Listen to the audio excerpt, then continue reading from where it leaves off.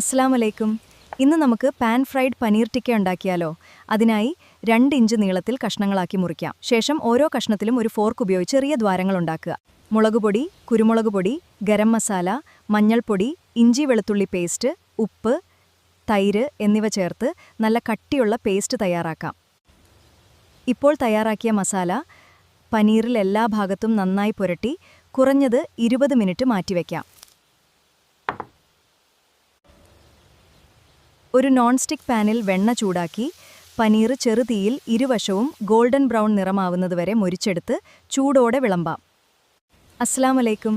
ഇന്ന് നമുക്ക് pan fried paneer tikka ഉണ്ടാക്കിയാലോ? അതിനായി 2 ഇഞ്ച് നീളത്തിൽ കഷ്ണങ്ങളാക്കി മുറിക്കാം. ശേഷം ഓരോ കഷ്ണത്തിലും ഒരു ഫോർക്ക് ഉപയോഗിച്ച് ചെറിയ ദ്വാരങ്ങൾ ഉണ്ടാക്കുക. മുളകുപൊടി, കുരുമുളക് പൊടി, ഗരം മസാല, മഞ്ഞൾപ്പൊടി, ഇഞ്ചി വെളുത്തുള്ളി പേസ്റ്റ്, ഉപ്പ്, തൈര് എന്നിവ ചേർത്ത് നല്ല കട്ടിയുള്ള പേസ്റ്റ് തയ്യാറാക്കാം. ഇപ്പോൾ തയ്യാറാക്കിയ മസാല പനീറിൽ എല്ലാ ഭാഗത്തും നന്നായി പുരട്ടി കുറഞ്ഞത് 20 മിനിറ്റ് മാറ്റിവെക്കാം. ഒരു നോൺ സ്റ്റിക്ക് പാനിൽ വെണ്ണ ചൂടാക്കി പനീർ ചെറുതീയിൽ ഇരുവശവും ഗോൾഡൻ ബ്രൗൺ നിറമാവുന്നതുവരെ മൊരിച്ചെടുത്ത് ചൂടോടെ വിളമ്പാം.